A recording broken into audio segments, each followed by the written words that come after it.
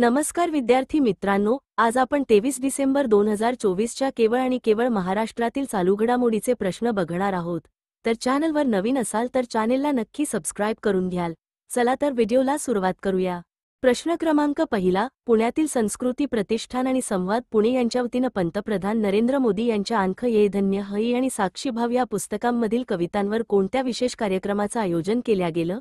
याचे उत्तर आहे मन का गीत या विशेष कार्यक्रमाचं। प्रश्न क्रमांक दुसरा, जागतिक हिंदू आर्थिक मंच कार्यक्रम कुठे आयोजित केला गेला? याचे उत्तर आहे मुंबईत।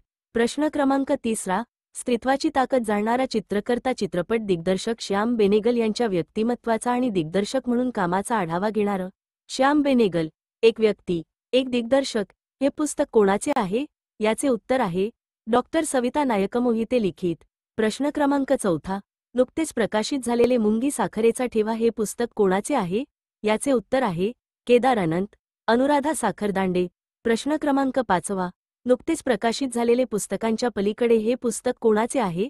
याचे उत्तर आहे डॉक्टर अनिल कुलकर्णी। मित्रांनो, तर हे होते महाराष्ट्र राज्याची संबंधित 5 चालू घडामोडीचे प्रश्न।